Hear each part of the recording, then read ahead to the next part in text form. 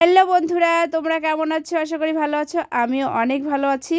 সকালবেলায় দেখো বাজার করে এসেছে। শীতের সময় না সবজি মনে হয় কি বলবো আর, মনে হয় অনেক রান্না করি অনেক খাই। শীতের সময় না যা আনে সেটাই ভালো লাগে। কেন বলো তো? শীতের সবজি একদম টাটকা সবজি আর এত সুন্দর শাক পাতা পাওয়া যায় কি বলবো আর। এখনের কারণ জানো, শীতের সময় না শাক সবজিটা এমনি বেশি খেতে হয়, যেহেতু শুষ্ক শুষ্ক ওয়েদার, শুষ্ক আবহাওয়া। তো তার জন্য সব সময় টাটকা খাবার আর শাক সবজি বেশি খেতে। আর এত সুন্দর টাটকা টাটকা শাক এনেছে কি বলবো আর। আর আমি শাকটা ভীষণ পছন্দ করি, স্বাস্থ্যের জন্য শাকটা খাওয়া সবারই জরুরি। আর আমিও খাই। দেখো সবজি বাজার করে এসছে তোমাদের দাদাভাই, কি দারুণ দারুণ টাটকা, ডিউটি থেকে এসছে সকালবেলায়, নাইট ডিউটি করে। তো সকালবেলা বাজার করে এসছে, এত সুন্দর সবজি কি বলবো আর। আর এই দেখো আমার পাপা বসে মোবাইল দেখছে।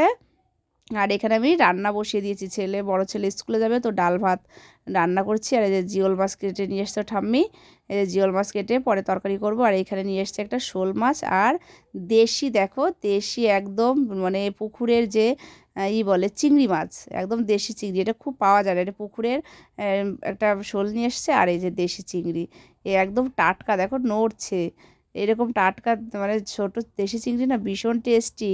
এটা লাউ নিয়ে এসছে, লাউ দিয়ে করবো। তো আমি তারপরে এই যে শাক পাতা বাছতে বসে গেছি। মানে শীতের সময় সবজি সবাই বেশি খাবে, আর বেশি খাওয়াটা ভালো, স্বাস্থ্যের পক্ষে খুবই উপকার। এমনি শাক সবজি খাওয়া ভালো, তো আমি ভীষণ ভালো খাই। আর আমার মতো কারা কারা শাক সবজি ভালো খাও বলবে কিন্তু। আমিও ভালো খাই, আবার তোমাদের দাদা ভাইও খুব ভালো খায় শাক সবজি। কারণ এমনি শাক পাতা ভালো খাওয়া ভালো, আর শীতের সময় যে টাটকা টাটকা শাক আসে সেটা খেতে কিন্তু ভীষণই ভালো লাগে, আমার তো ভীষণ ভালো লাগে। এই দেখো ডাল ভাত বসিয়ে দিয়ে এখানে একে একে সবজি কাটতে বসে গেছি। সব সবজি কেটে তারপরে রান্না করব। সকালে রান্না এটা আমার।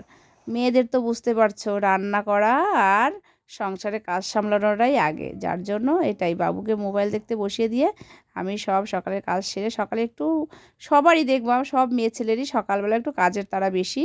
যেহেতু আরও এখন পাপাদের স্কুল খুলে গেছে, সকালেও স্কুলে যায় 10টার সময়, গাড়ি চলে আসে রাস্তায়। সব সময় একটু সকালের দিকে উঠে তাড়াহুড়ো বাঁধে। তারপরে বাড়িতে জানোই মিস্ত্রি কাজ করছে, মানে সব দিকেই আমার একটু কাজের চাপ বেশি এখনে। এর জন্য তোমাদের এইটুকুই শেয়ার করলাম। কি বন্ধুরা, আমার সকালেরটা কেমন লাগলো অবশ্যই বলবে।